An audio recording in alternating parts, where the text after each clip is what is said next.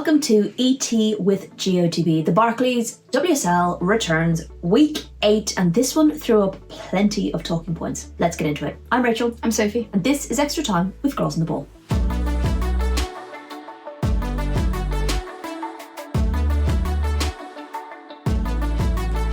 This weekend delivered upsets and controversy, Sophie. Frustratingly, refs and discussions about VAR have grabbed the headlines. We will get into all of that, as well as you're actually going to give us a team of the week this week. I do have a team of the week. She was meant to do it last week. I watched 5.5 games, so I think I now have a pretty good idea of what I'm doing. It depends what that half is you missed. You'll have us a player of the week? Sure, yes. She always seems surprised. And you will also shine your spotlight on a moment of the week. Yes. Okay. We'll also have a look at the WSL 2 results and what impact that has had on the table as well. Some interesting stuff going on there. But before we go into that, this is, of course, your reminder to make sure you're subscribed wherever you're watching, wherever you're listening to this podcast. We would love to have you subscribed so you do not miss a single episode. Also, follow us on social media. We are everywhere. We are at Girls on the Ball on everything, because we're going to be doing some fun stuff this week, and you do not want to miss out on any of that. It's actually a crazy week. It is, and we are starting... I don't think I quite realise what we've signed up for. She always does this. Signs us up for loads of stuff, and then it comes around and we're like, oh God. We're recording this on Monday evening. We have got a lot to do still on this Monday evening before we fly out to Vienna tomorrow for Chelsea St. Polten. We land back Wednesday morning, and then we go to Toronto on Thursday for the NSL final in Toronto. Here's hoping it stops snowing. We're recording this on a Monday, as I said. We're going to keep it short, sharp and sweet. I always promise that. We're never very good at doing that. I blame Sophie because surprisingly she's the one who talks the most. When you get to football, you can't stop me. Well, we are doing this as... listen, you guys remember we put out a clip recently where we were talking about our wedding anniversary, which we celebrated back in Dublin, 9-year wedding anniversary. But today is our OG anniversary. We are 15 years together, which is ridiculous. I'm going to put up some baby photos now. Not baby photos, but photos of us. We were very young. When we first got together, which is going to show you just how much we've aged. I do actually genuinely think I shocked someone with how tired I looked this weekend. I think they actually gasped when I saw my face. I didn't think I looked that bad, but clearly it's catching up with me 15 years on. But it's been a good one. And we're being really bougie and we're drinking some champagne. Perfect. Oh, I'm so glad I caught that on camera, you big sap. We are being bougie. If this doesn't call for time for bubbles, I don't know what does. I mean, if nothing else, I am a big sap, you know that. So. Yeah, well, now we've got that on camera. But yeah, 15 years together, 13 years of Girls on the Ball. Not bad. Yeah, pretty insane. So we've wrapped up your sappiness. Shall we get on to the football, as we always do when we're celebrating some sort of milestone in our relationship? The Barclays WSL results are as follows. Arsenal 1, Chelsea 1, Thompson and Russo with the goals. Manchester United 0, Aston Villa 1, Taylor with the goal there. London City 4, Tottenham 2, Godfrey with the brace, Paris, Nilden with an own goal, Tanberg and Sumanen scoring, Liverpool 1, Brighton 1, Olsen and Kafaji with the goals, West Ham 1, Leicester 1, Martinez and O'Brien with the goals, and Everton 1, Manchester City 2, Gago, Miedema and Shaw on the score sheet. It means there is a change in the table. At the top is Manchester City. They are sitting at the top of the table on 21 points. First in the table, 1 point ahead of Chelsea, who are in second on 20. Manchester United are in third on 17 points, with Arsenal moving above Tottenham in fourth on 15 points. Down the bottom, they refuse to be separated. They are bosom buddies, Liverpool and West Ham, both coming up within minutes of their first wins and both conceding in injury time. Both picking up their first points, which is something, but they're both still down the bottom. With that 1 point, and I'm sure both bitterly disappointed that they didn't come away with all three. I think it is worth pointing out at this stage. I said this on Up Front today, which I'm kind of annoyed about because I'd written this down for our pod and I said it anyway. Other than Liverpool and West Ham, who are 4 points behind Leicester in 10th, every other team is within a result of, or within a win of the team above them. So oftentimes at this stage we'll start to see a bit of a gap opening, and look, there is a gap from top to bottom obviously, but every team can catch the team above them except for West Ham and Leicester with one result, which I think is pretty cool at this stage, right? Yeah, that's what you want it to be. I know there is differences like between top and bottom, but I do think that we have seen within games as well that things are like getting closer and improving. You only have to, we'll talk about it in a bit, but about Manchester City and Everton, London City and Chelsea last week, you know, Arsenal, Aston Villa and Man United, and then getting the result there. And then maybe a few weeks back as well, looking at Arsenal against Aston Villa. So there are massive improvements in teams across the board in terms of those trying to catch up. There is still a long way to go, and it's more about the consistency now. But I think you can see an improvement in tactics, an improvement in physicality and fitness and quality of play. And I think that's only going to increase as the seasons go on. And quality in tactics and management, in my opinion. Okay, we're going to start at Arsenal 1, Chelsea 1. We said we're going to try and be quick about this, which is going to be tricky in this game. This game is But Chelsea starting well, starting with a back four, perhaps catching Arsenal slightly off guard a little bit. Had spoken about how fast Arsenal start in these games, and actually it was Chelsea, I think, that started the best. Arsenal midfield struggled, particularly in the early stages. And then, of course, the refereeing decisions caused quite a lot of controversy. But Chelsea's start was impressive, and I think deservedly went one up. They did. They came right out of the blocks, and they were getting at Arsenal. I think she played 3 at the back against London City, to 4 against at the back against Arsenal. And I think maybe part of that decision making was seeing how successful Arsenal were against the 3 at the back the weekend before against Leicester City, and how they were operating in those spaces between the centre backs and the right back or the left back. They were really successful at that, and so Arsenal started with the same front line, but Chelsea kind of changed things up a bit and went forward at the back, so that helped. I also think Arsenal's big problem was the lack of Kim Little.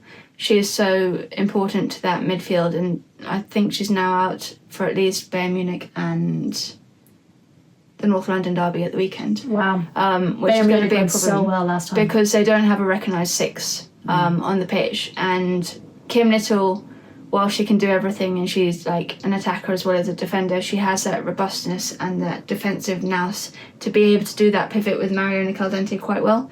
And I think you saw in the first 20 minutes especially the combination of Pelova and Caldente in that central area were just getting overrun because they both have attacking instincts, maybe less defensive instincts.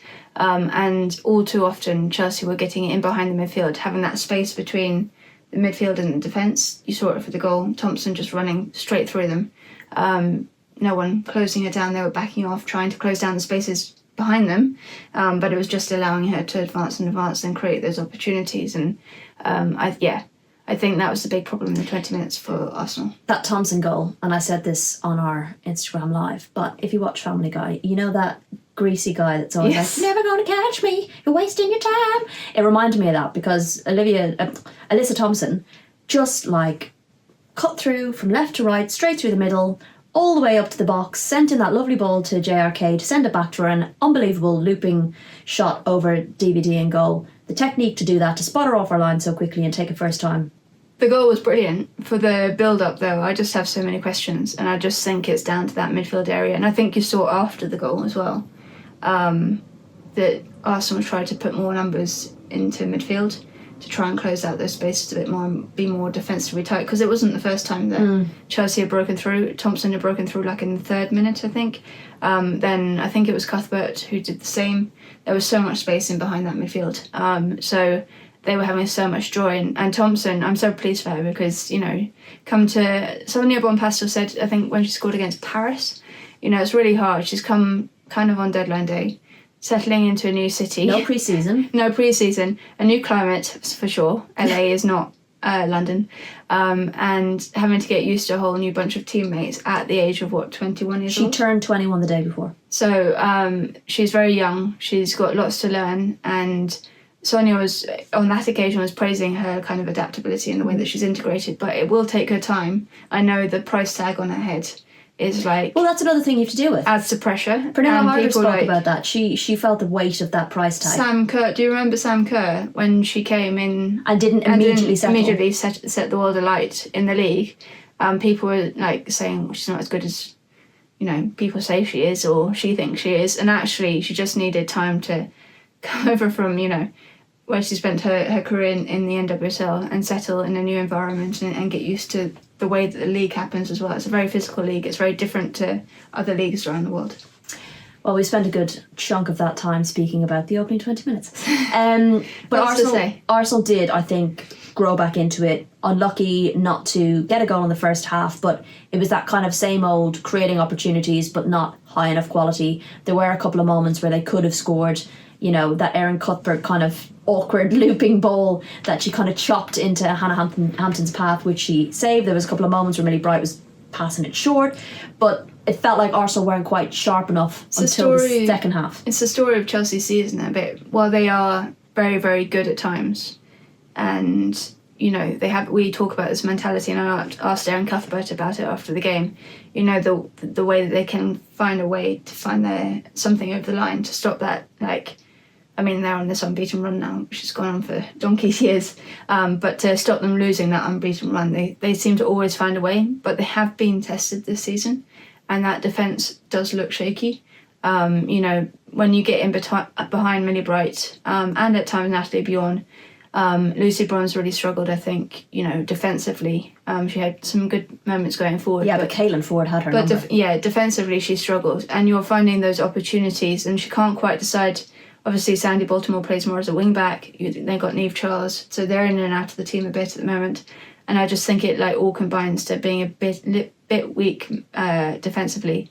And then when you have a press like Arsenal's press, when you have Russo and Stina Blackstenius, who are so well known for activating presses and being able to read the game like that, you're kind of dicing with fire a little bit, I think. Yeah, I think we were discussing this though. Chelsea at 60% is still better than most teams at 80%, and that's why they're able to get the results. Well, like most teams wouldn't even draw that game. No, and because of the pressure that they were under in the second half. Arguably, Arsenal didn't lose it because of Arsenal to some degree, because refereeing decisions, that Stina Blackstenius goal that absolutely should have been a goal was ruled out for a non-existing handball, and it's caused an awful lot of controversy. It sparked the VAR debate, and you guys know how we feel about VAR. Yes, it's an option. It's not the only option. There are other things that could be tried before that big investment into VAR happens across all the clubs, you know, as well as investing more in referees and having them full time. There's other types of technology that is less invasive, less expensive, that could be trialled, arguably.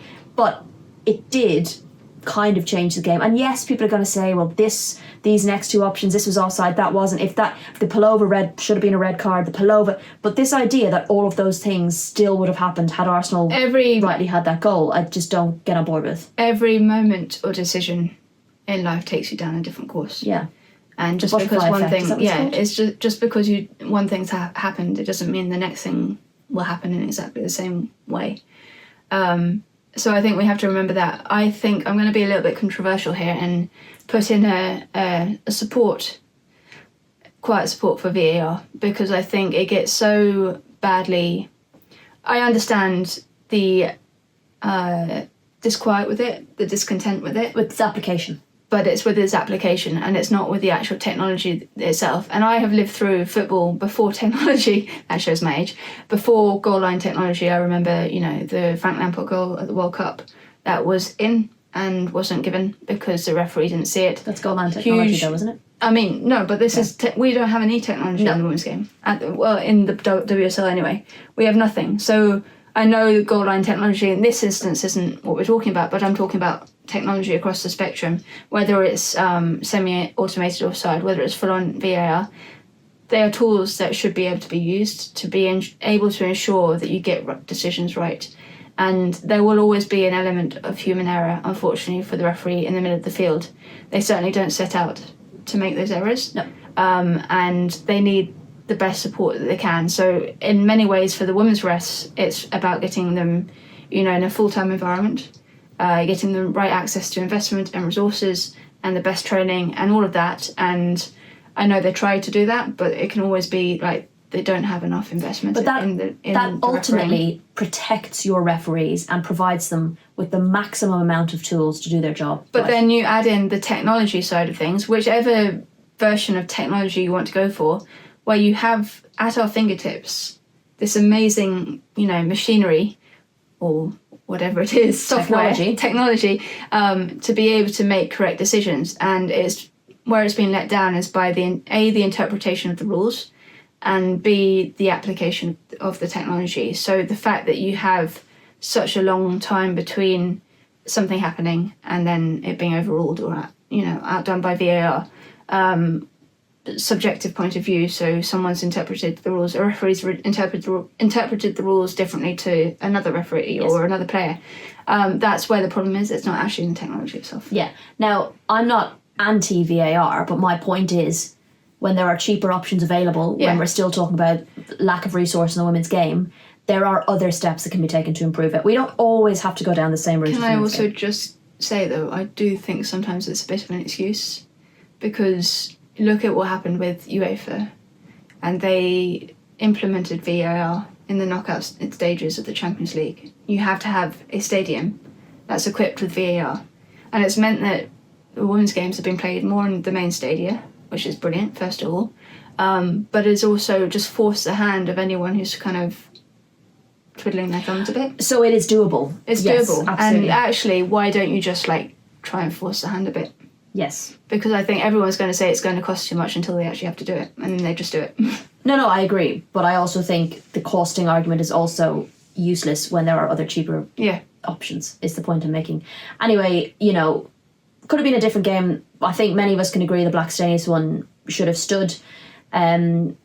The following two goals then, we had Russo did eventually get the equaliser in the 86th, 87th minute. And then Frida Monum got what she thought was the winner, what was ultimately ruled offside. It is hard to be 100% sure, and many a Chelsea fan are 100% convinced, many an Arsenal fan aren't. Sky couldn't confirm or deny or whatever, but the general consensus is that the Russo goal that was allowed was just offside, and the general consensus is the Frida Monum goal that was disallowed was onside. Now, the BBC in their Women's Football Show tried to claim that they'd figured it all out and drew their own lines, and therefore both of them were offside. And I have an issue with that, because the correct technology and angles and cameras were not available for you to be absolutely sure with the lines you were drawing. So all of this could be managed. And clarifying it with this is when we think she passed the ball. That's not a way to define the technology. I don't know if it was an attempt to one-up Sky or what, but you can't definitively say that without the right infrastructure and technology in place. So I think that's where you now have the technology in semi-automated offside. It's really easy. Yeah. You get a decision instantly in terms of what an offside and onside is, and an offside and onside isn't subjective. It can't be subjective. It's either on or it can be frustrating. It's frustrating if it's a toe, but it's either on or the rules are very, very clear about what an offside is. So when you have the technology to prove it, I think why not just bring it in? Absolutely. Anyway, resulted in a draw. It meant that Chelsea dropped points. It meant it allowed Manchester City, opened the door for them to overtake them. For Arsenal, arguably a must-win game if they wanted to get any sort of title hope, so that is a big blow to them. And I think, just from looking at the team, and Renee in particular at the end, looked bereft of confidence, just don't really know what to do anymore. I think when you have a feeling that a lot of decisions have gone against you, you're just what can I do? I literally can't do anything. For a manager, yes. And they played well, especially in that last half an hour. They were there was a feeling that if they'd gone on another 5 minutes, they probably would have found that. But I would also argue that Arsenal need to have that intensity, that last 10 minute intensity. They need to have earlier in the game. We also should mention that it was a red card. It should have been a red card. Palova should have. Yeah, I did say that earlier. To be fair, I did say Palova should have been sent off, and I know people want me to dwell on that more, so otherwise I'll be accused of being biased. But yes, that should have been a red card. She was very lucky. If there was VAR, she would have been sent off.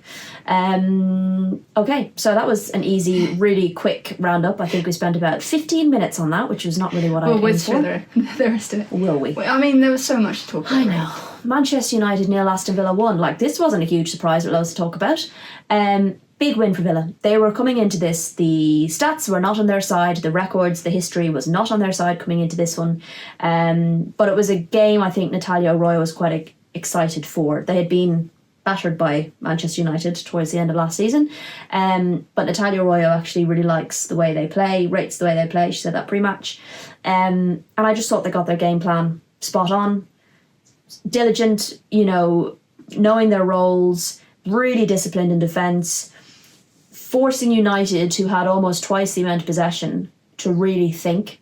And I thought Aston Villa just looked so dangerous every time they got the ball, and they created shots and shots on target almost the same amount as Manchester United with nearly half the possession. So they were so efficient with the ball. Yeah, I think she's been pretty consistent in her starting 11. Yes, there was a change. I think Grant came in for Maltby. But, you know, she's been pretty standard in her, like, the 11 that she picks. It adds to consistency. They're really building that defensive structure. Anna Patton is in some form this season. She's, like, been ridiculous. Ridiculously good. The way that she reads the play, I think she's in the form of her career. And then you combine that with, you know, the likes of Lucia Kendall, who's really developing the midfield. Missy Becones is leading by example in terms of Rachel Daly not being on the pitch. Mm-hmm. And they have this real, like, youthful energy about them. And bravery. Yeah, it's not always, like, full, like, flowing, free-style football, but they have this defensive solidity that they can build from, and then they can attack and create opportunities. And I think this is only, like, the start of the Arroyo project, so what are we going to see in 18 months' time? Yeah, but there was a moment, we were watching it, and Villa had probably struggled to get out of their own half, and I think it was maybe 25 minutes or so in where the ball came out to Kirsty Hansen, and she got up the wing into space and sent an absolute peach of a ball into Mullet, free in the middle of the box, and, you know, had a snapshot on goal. First take, it was straight at Fallon Tullis-Joyce, but I just thought, whoa, the difference in quality of opportunities created was so clearly kind of displayed from 20 plus minutes of kind of in and around the box, pottering around, trying to break down, sending in balls, you know, in and around, not really penetrating the box. And then bang, Villa were down the other end with an actual shot on target. That's Arroyo, the way Arroyo wants them to play football. She likes that direct kind of just going vertical kind of football. She doesn't like them to dilly-dally too much in the middle of the park. Dilly-dally, remember She wants them to hit the pacey players, whether it's Grant, whether it's Hansen, get them running straight at defences and causing problems, and get into the box as quickly as they possibly can. I really rated the confidence in the team, the confidence in the game plan, the execution of the game plan. They knew what they were there to do and how to do it, and the longer the game went on, the more frustrated United looked and the more confident Villa looked. And you know, United didn't get the first shot on target until the 64th minute. And they did get a couple more on target. Rachel Williams, came on. Rachel Daly did come on. Rachel Williams came on from Manchester United, and as ever looked to kind of put the frighteners up the Villa defence. But, you know, they just looked so resolute. And I think, Mark Skinner's description of it looking flat was accurate. And they'll need to book up. It's the first time this season that Manchester United have looked really, really flat. Yeah, they'll need to book up their ideas. I've got Champions League coming up now this week. But I think it was as much the quality of the opposition as their problems. Yeah, they were frustrated. Yeah. That was quick, well done. Okay, moving on to another really chill game. London City 4, Tottenham 2. Maybe the game of the weekend, although I do think Arsenal-Chelsea was a really great game of football for the neutral. London City were never behind, if I remember correctly. Went ahead, Tottenham equalised, went ahead, and then went for it. Even when they were 3-2 up in the 84th minute, they still went for it, and I really rate that kind of play, because there's a couple of teams this weekend who went 1-0 up and then tried to play out the rest of the game, and it came back to bite them in the bum. So I really rate that desire to go and get another goal, and I do think that's down to Freya Godfrey, you know, Goodwin, like that youthful, kind of brave, energetic player who's like, let's keep going, we're on top of this, we can get a goal. And they just never really allowed Tottenham to find a really comfortable footing in the game. I think it's really impressive what London City have done in the first 8 weeks of the season, in terms of being able to get people together so quickly. And there were worries, you know, when they lost to Arsenal in the first game of the season, they looked really off the pace. Yes, they took the lead with that penalty, but they didn't, you know, they looked so far off it. And the way that he's managed to turn things around and get them into the position where they, you know, they're comfortable now. They're not thinking about the relegation battle or the playoff or anything like that. They are fully thinking about the sixth and higher, the top half of the table. And I think that's like, I mean, you have to give kudos to Justin Pressure for that. I think he's got a very stable head on his shoulders. He knows exactly kind of what like is expected of him. Like, they have lofty ambitions, but also he's very grounded in the fact that it takes time to build foundations. He's not getting too carried away. He understands that alongside his experience, here's some very, very young players who are settling in well and performing well, but with young players there's always maybe a bit less assuredness of like any given day. So he has to manage that.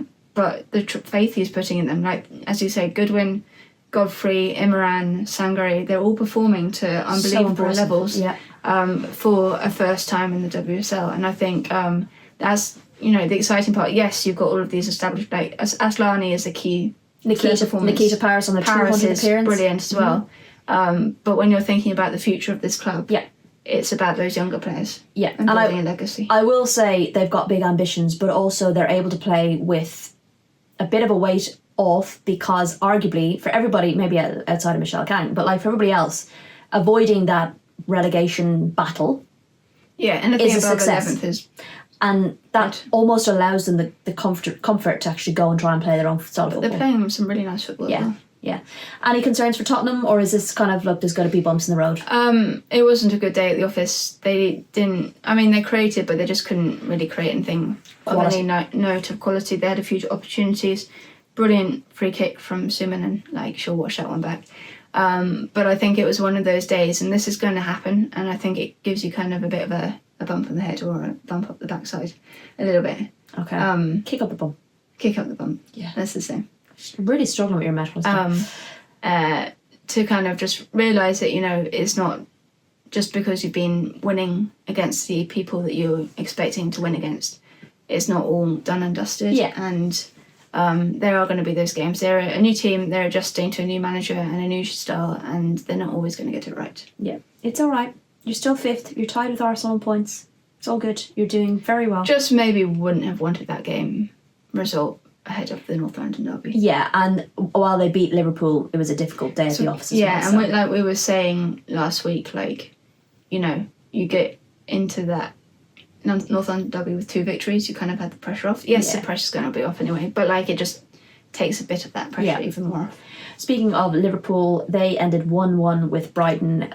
Gutting for them. They were leading for the majority of the game, created enough to win it. Now, Brighton did come close a number of times, and maybe there was a bit of a feeling the longer the game went on at 1-0 that they might just nab an equaliser. So I do feel Liverpool should have put the game to bed, but that will be tough for them because they are juggling injuries. They are bottom of the table with West Ham, desperate to get points on the board. Really could have done with this win. And you were messaging me through it saying they were playing probably the best they've played. I think it was their best performance over 90 minutes that we've seen this season. And I think when you think back to the week before and when we spoke to Gareth Taylor, he was so like, he was trying to be positive, but he was so kind of a bit down in the dumps about the fact that they couldn't mesh a 90-minute performance together. They came so close, and yes, they rode their luck at times. The bar got involved, but at both ends of the pitch, Faye Kirby was brilliant in between the sticks. They had Brighton had chances, but so did Liverpool. And I think the way that they attacked Brighton, the way that they got in behind, the way that they, you know, had that energy for a good portion of the game, and it was only in that kind of last 10 minutes where they kind of started dipping back a bit. And I think Olsen is stepping up. Yeah. In a key moment. Yeah, really needed, because they haven't had a striker. Yes, Mia Enderby is on, but she is young and she's not had the goals. Yeah. So she's probably lacking in a bit of confidence in front of goal. I think she's better anyway when she's used in a wide area than as the direct number 9.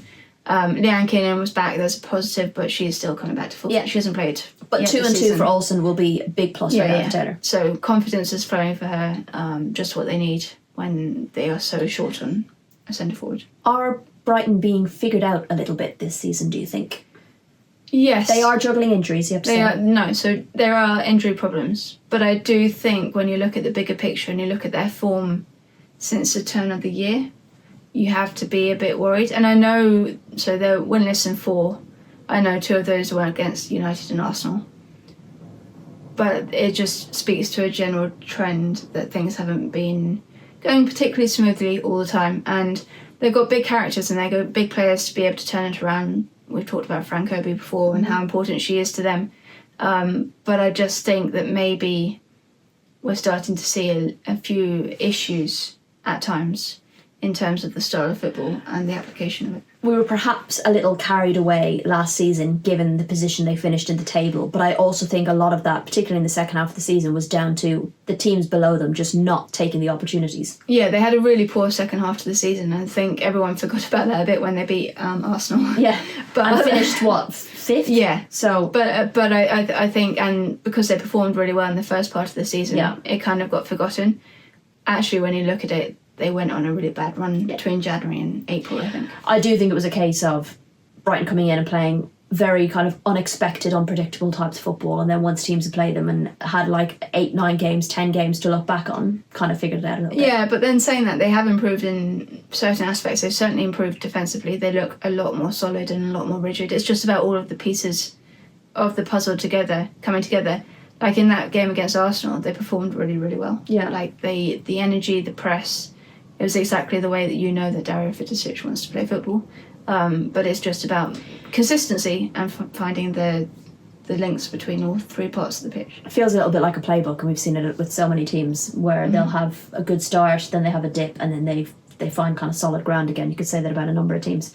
Not to be outdone in terms of last-minute goals, West Ham versus Leicester, a repeat, pretty much the same story. I would say West Ham didn't start great because Katrina Gorry got booked about 3 minutes in for a really good tackle at the top of their own box. And it just rattled them for, I'd say, about 10 minutes. It was an incorrect challenge call. It was a fair challenge. It wasn't a free kick. It definitely wasn't a yellow card. And it just knocked them off balance, I'd say, for about 10 odd minutes or so. And when you talk about wrong decisions having impacts on games, you know, they very easily could have conceded there, capitulated, and a manager gets sacked. And it sounds, I don't want to, bring in hyperbole or whatever, but like that, I was shocked at how they started well and just really got rattled, and then there were challenges going in that weren't getting called and challenges going in that shouldn't have been called but were called, and it was just kind of caused this kind of tension in the game for the opening 15 odd minutes, and that game did not need more stress for West Ham, that's for sure. But they did settle, they looked better, they got the goal eventually, and Leicester didn't really offer very much until literally the last kick of the game. I don't know what happened. The last 5 minutes of each half, they just started to kick into gear. I don't know if someone told them that Liverpool had conceded and it suddenly put the pressure on. They're like, Jesus, we might actually get out of the bottom of the table. But literally with the last kick of the game. I do feel a bit bad because I think I jinxed them. And I think it's because I messaged the West Ham press officer informing them of the Brighton score 2 minutes before the end of the game. There you go. Now you know, West Ham fans. You want to blame Ryan Skinner? It's actually this one here. Me jumping the gun. But I think that's the thing. If you don't kill off the game, then you leave yourself open to the kind of comeback and the character that Leicester showed. And Leicester weren't really at the races at all, I don't think. I think that's fair to say. Yes, they created a few opportunities. In the first half, in the last few minutes of the first half, they came close. Probably forced the best save of the match from Shemek. And then in the end of the second half, they came close as well. They scored. But other than that, throughout the game, there were large periods of the game where it felt like West Ham were really in control. Yeah. And it was that haunting of not taking their chances. Like, it's been honest to God, season. like, I just... There was a 10-minute spell in the first half where Theo Morgan had a shot cleared off the line. She then sent it one wide. Martinez dragged a shot wide. There was another effort from Asai.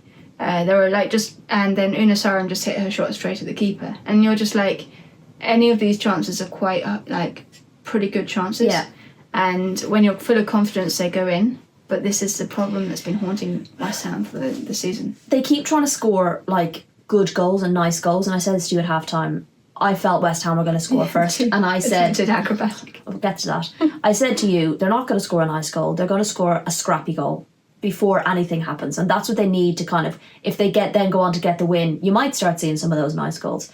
That wasn't really what happened, but they did score a scrappy goal, and then they started this acrobat shit. I think both Martinez and Asai tried overhead bicycle kicks, and I'm just like, I was chatting to a few people in and around the pitch kind of afterwards, and they were like, well, when we start doing that stuff and we're only 1-0 up, like, you need that calm head in those moments. And maybe because it was only 1-0, they didn't trust themselves to be able to see the game out. But when you can't kind of trust your ability to just kind of take it down, have And we often can, criticise the likes of Arsenal for having too many touches, but sometimes you just need the extra touch to set yourself. And some West Ham fans are desperate to put all the blame on Ryan Skinner's shoulders, and I can understand that, but equally, the players have to step up in these moments. These are your bread and butter, putting the ball in the back of the bleeding net. I don't know how much closer you can get, so frustrating, but they did, of course, concede at the end, and at least they got a point, and at least Liverpool didn't win for West Ham fans, so you're still in the same position.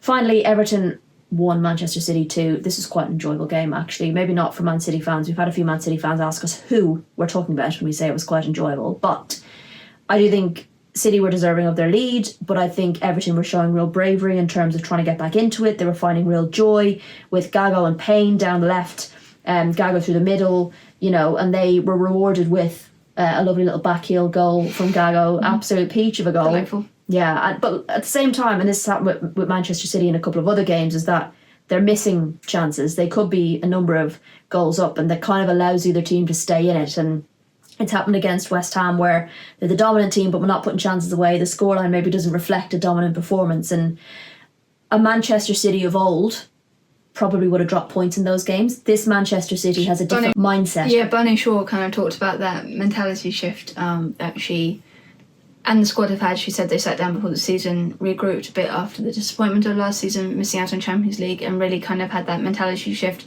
And she kind of implied, I think, that now it's, they're so determined to get the 3 points, and it's less about obviously they want to play well. Yeah. And you always want a good performance, but maybe focusing on the substance a bit less and just managing to get over the line. And that's, we've said it before. With Focusing Chelsea. on the style a bit less. Yeah, that's what I mean. Yeah. It made me think, do you know what that made me think of? Yeah. Bake Off, when he talks about style over substance. And sometimes Man City of previous seasons have been style over substance. Maybe I should... No, the substance over style is kind of now what we're seeing more of. And that's where we've talked about Chelsea for so many years, is that even when they're not performing particularly well or don't always have the best performances, they manage to get it over the line. And I think that's what Bunny Shaw was inferring when she was saying that.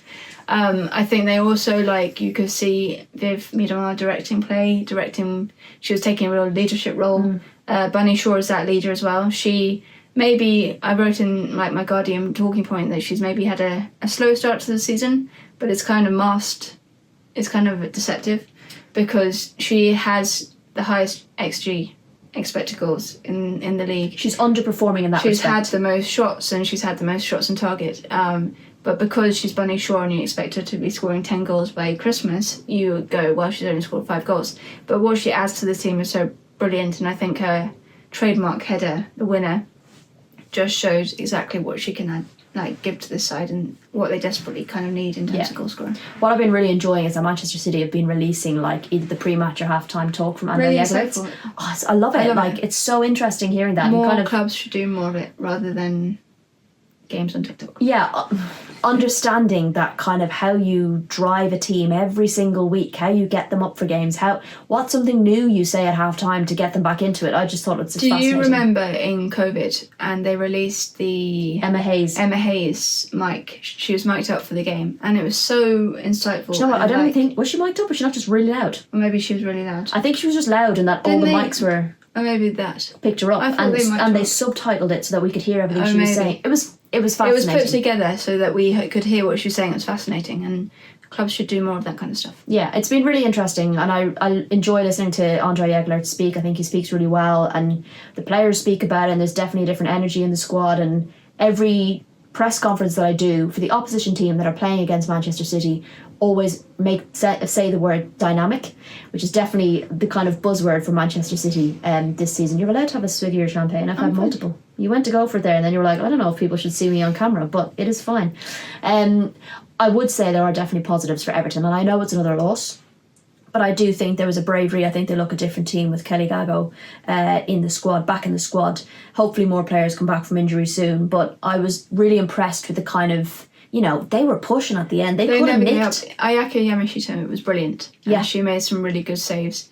They just wouldn't leave City alone. Yeah. And you always felt, I was at Vignola, hit the post. That was a really big chance. Katie Robertson came on, made an impact. I think there are super positives to take from the last two performances. I think for Brian Sorensen, they aren't where they want to be right now. in terms of the league position, but I think, they can take that into the next game and start to build on it. The good thing is you're a result away from the people on top of you. Yeah. Okay, and the end of that is City are top of the table now. So, how exciting, someone different. Can you give me, Sophie, your player of the week, please? So I was ahhing about this one, but I think I want to highlight Bunny Shaw because I think, she's had a tricky time off the field. Obviously, everything that's happened in Jamaica recently must have really hit her hard. She dedicated her goal to her uncle who passed away. So I think it was really nice to see her score.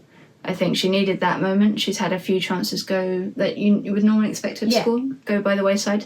And you could see how much it meant to her to score. And she's a real leader in that City team, and she'll try and use that as a foundation, I think, to push on. I really enjoyed her post-match interviews as well. Good to hear from her. Okay, can you tell me what you'd like to shine a spotlight on? So I'm actually, kind of like a moment of the week, but like a weird moment of the week. Okay. So just the noise in the Emirates when Freedom Warnham scored. It's so funny, that was mine on up front. Oh, really? Yeah. Because I was floor managing the game. So I was down pitch side, I stood in the tunnels, and I literally could not hear myself think or speak down the mic or like I felt it in my chest. I felt the vibrations. It literally reverberated through you, and I know it didn't count, but the atmosphere at the Emirates on Saturday was superb, and that goal will live. Do you remember when we did Team GB against Brazil? Yeah. And Steph Wharton, I still remember that roar when Steph Wharton scored that goal. I think that was that kind of, I know it didn't mean anything ultimately, but that kind of intensity of noise. And I want to give a shout out to the Chelsea fans because I was sat down their end. I had them on my right and behind me, and they really helped make the atmosphere because the Arsenal fans wanted to respond every time the Chelsea fans chanted, and it just really delivered in terms of atmosphere at a ground. It was amazing. But also, 12 o'clock kickoffs do not work. Just in case you didn't know. There were apparently big queues outside the Emirates, and that's why I was so they didn't feel it come in until half an hour into the game. This is the same thing, they don't open enough.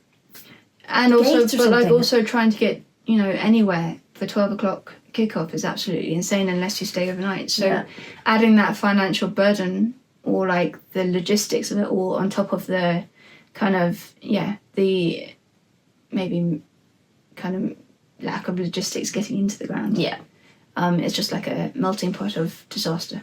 There you go. Lovely. Can you please give us a team of the week this week? Yes, I can. Thanks. And can you apologise to our listeners and viewers for not doing one last week? I'm sorry. Thank you. Carry on. I forgot. I got halfway through and then I forgot. So I went Van Domselaar in goal because I think it was very close between her and D'Angelo. But I think she made some really cracking saves, and she's been under the cosh this season a bit. So that stop against Macario in the first half, and then this foot stop against Vika Captain really kept Arsenal in it. Kirsten Kasparov at right back, Anna Patton, I mentioned her before, at centre back, Vasa Sangare at centre back as well. I thought she was brilliant. Anouk Denton, big shout out to her. She's had a big couple of weeks being called up to the England seniors. She was superb against Leicester City. Fuka Nagano in the middle was really dangerous for Liverpool.